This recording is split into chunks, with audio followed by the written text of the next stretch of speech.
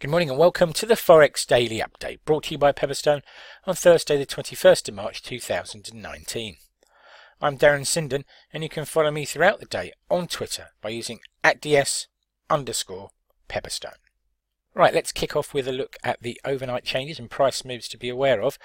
One or two key points to bring to your attention. First of all, a good bounce in both the Australian dollar and the New Zealand dollar overnight, both adding more than 0.4% against the US counterparts, and we'll look at some of the reasons for those moves a little bit later on in the video.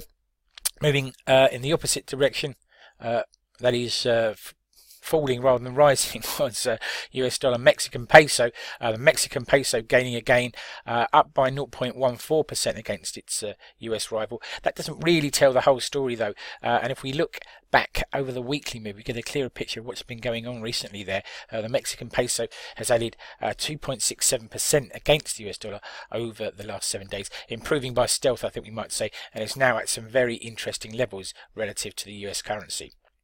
Dollar index for its part slightly better yesterday, up by 0.19% on the day, but the weekly trend has been lower, and in fact over the course of the last week dollar index is down by 0.87%, so clawing back some gains, but still trading with a 95 rather than a 96 handle. Okay then, what's on the calendar? Events that may move the markets today. Well, a pretty busy calendar. Just to bring your attention to the first item, we have a European Council of Ministers meeting kicks off in Brussels today. We've already had some data out of Australia this morning in the shape of employment and unemployment data, as well as the Reserve Bank of Australia bulletin report. Speaking of central banks, that's the first major item in Europe on the day's business. 8:30 GMT, we'll hear from the Swiss National Bank, their interest rate decision and monetary policy assessment out then. At 9 AM GMT, we'll hear from the European Union and the Economic Bulletin report, a chance to look at how the powers that be in Brussels view the performance of the European economy. And at 9:30, we're back in the UK for a raft of retail sales data for the month of February, alongside a look at the state of government borrowing and finances in the public sector net borrowing requirement report for the month of February. We pause then until midday, but we stay in the UK for the Bank of England interest rate decision meeting. No changes expected here.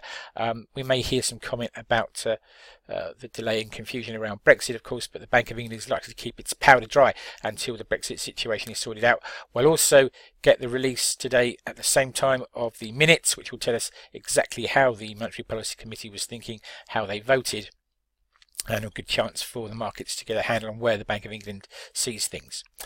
At 12:30, we cross over the Atlantic for continuing jobless and initial jobless claims out of the USA, and that's accompanied by the influential Philadelphia Fed manufacturing survey for the month of March, also at 12:30 GMT.